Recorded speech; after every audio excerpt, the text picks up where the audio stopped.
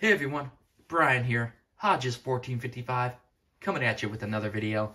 In today's video, I'm going to be going over my 12-month collecting strategy, as well as the thought process behind it. So why put together a collecting strategy to begin with?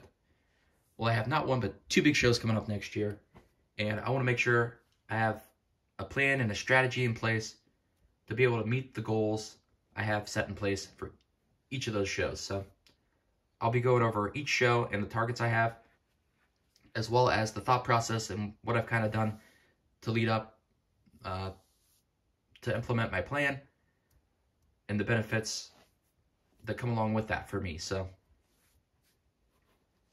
first, I want to talk about the main goal, which is each of those shows and the targets in which I have, written down that I would really want to accomplish. So the first being the Strongsville show. It's an all vintage show, and I have two really big cards in mind that I'd really love to add to my collection.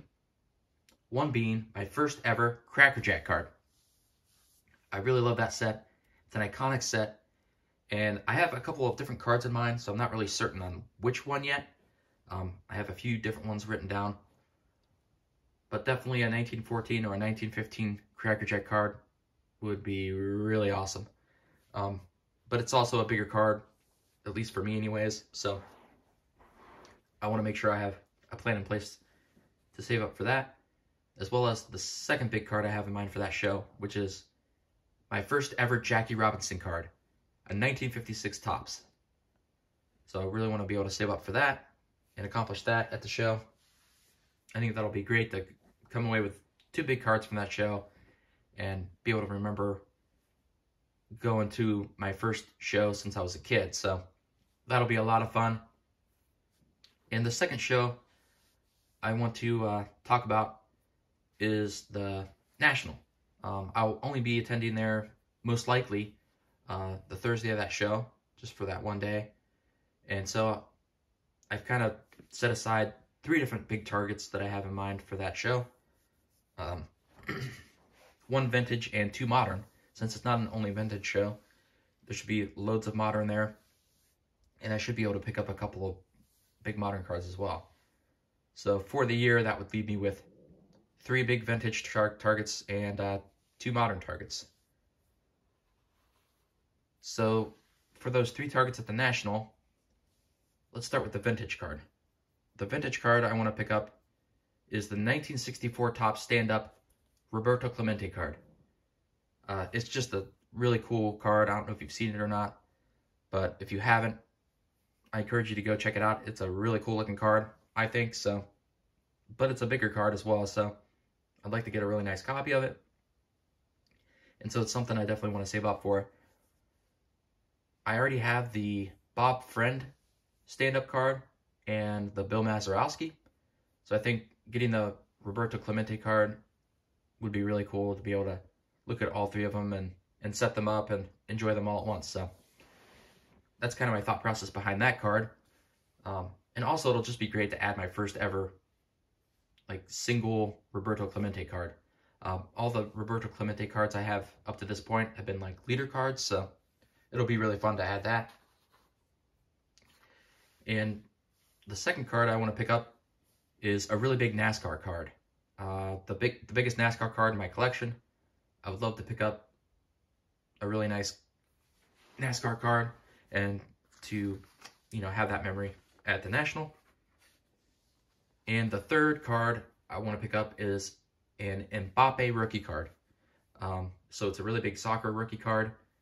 I'd like to get a PSA 10, and the year and the card type is the 2017 Select is the one I'm targeting. So really like to pick that up. And all three of those are really big cards for me. So it'll be great to be able to see them in person and kind of go over and also shop and maybe see some other copies and be able to pick up a really nice one. So that's kind of my strategy for that show. So all told, there's five big cards in mind at those shows that I really want to pick up, as well as two smaller targets that I didn't mention. I have two smaller targets at the the Shrungsville show that I want to pick up just to wrap up a couple of projects I'm working on. One being a 1962 Topps Smokey Burgess, and the other a 1958 Topps Bob Friend autograph card. So I'd really like to get the third of 3 1958 Topps Bob Friend autograph cards. I have 2 that are authenticated and slabbed up, so I'd like to get the third one. It's just a 1958 Topps base card. So, and then I can have the trifecta of all 3 of them autographed. So that would be really cool. And there should be, you know, quite a few copies there. So should be able to knock that out while I'm there. So also I just want to get into more of the strategy behind, you know, how I'm planning on saving up for these big cards. Well, I know for me, it's really difficult to set aside for a big card when you constantly see amazing deals on eBay all the time. So that's part of my big strategy point, is to drastically reduce all my saved searches. It was a painstaking process, but I've reduced it down to just 2 cards in my saved searches. So 2 cards I just do not want to miss if they pop up. Both modern cards. So one's about a pop 10 and one's about a pop 70. So I'm not really sure if I'll get either of those, but I would love to get both of them. And if I get both of them, they shouldn't distract from meeting my hobby goals for this upcoming year and getting those big cards I talked about. So I've gone ahead and implemented that, reduced all my saved searches down to 2 for cards, and then I have just 1 saved search for a master's badge to complete a project I'm working on for that. So I have a golf project I'm working on right now where I have a signed autograph, photo, as well as a master's badge, and I want to get the second master's badge to get it all framed up and put together on the wall. So definitely still working on that and love to get that wrapped up this year if all possible. So I want to address all these cards down here. I went out and in the course of a couple days bid on over 600 cards. And the thought process behind that was I wanted to pick up a bunch of cards to have to keep me, you know, occupied and have something to go through and enjoy and look at and put away in my collection, you know, throughout the year until after the National. So it'll give me something to do and give me no excuse to get online and purchase a bunch more cards. So I went ahead and picked up a bunch of cards all at once. And the thought process about all at once is twofold. One, it saved me a ton of money on shipping. So I was able to pick up more cards doing the combined shipping method. And also, it's just a huge time saver. I noticed I've spent more time looking around online on eBay and stuff and looking at, you know, the condition of each card and placing all these different bids and constantly going on eBay. And I realized a lot of my hobby time was going to that. And so this takes care of all of that, really. So drastically will reduce my eBay time. And so give me more hobby time to do other stuff in the hobby that I really enjoy, like making YouTube videos and checking out all the other YouTube content that's really great out there, as well as just sorting through and enjoying the cards I already have. So it'll give me more time to do all that. So that's kind of the thought process behind that. So yeah, I ended up bidding in just the course of a couple days on 618 cards, and I lost 514 of those 618. So that left me winning 104 cards, which is about 1 in every 6 cards I bid on. So, and which is really in line with my pre-pandemic ratio on eBay. Ordinarily, I win about 1 in every 6.5 cards I bid on. So, and this was about 1 in 6, and I think it was a little higher, you know, that 1 in 6 ratio, because a lot of these cards were, A, they're not all vintage, and B, they're in a different price point ordinarily than a lot of the cards I typically pick up. So that helped a lot. I believe so. And just the time of year. The time of year in November and December, I think you can pick up a lot of great deals online. So it really worked out for me to do it that way. So I know what you might be thinking. All right, what's up with all the NASCAR? Well, it's a way for me to enjoy memories of years ago, being inspired by some of the greats of the time, like Waltrip, Earnhardt, Wallace, Gordon, Johnson, and Martin, to name a few. I stopped paying attention to NASCAR back in 2005, and I want to learn more about the current drivers and the teams, and once again appreciate the greats of the current era.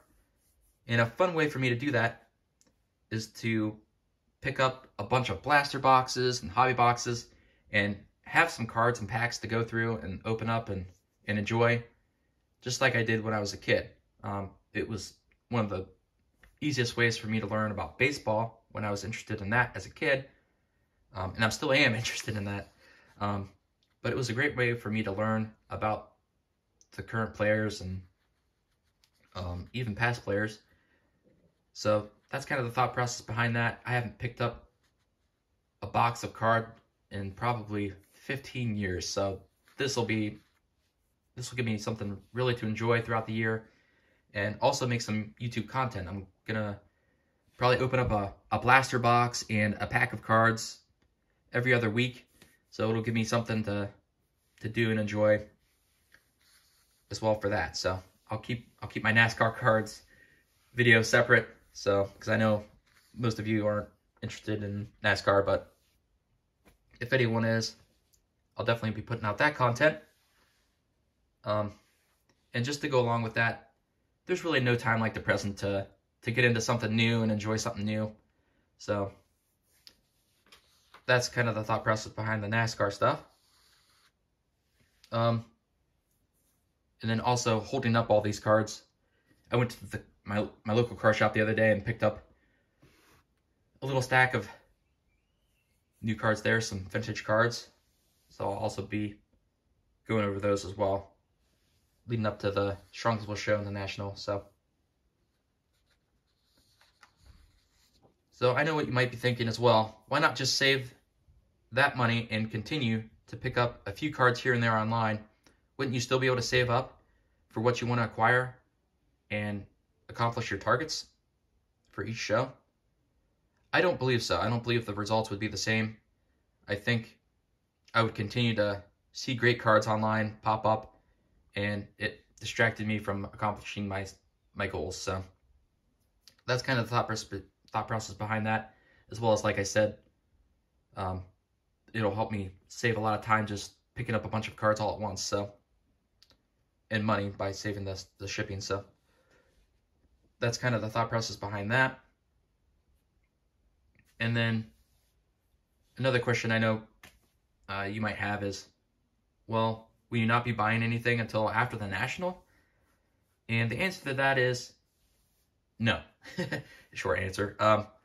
I'll still be supporting my 3 local card shops. I think that's really important to do for all of us collectors that have really good card shops locally, to go out and support local. So I'll definitely still be doing that.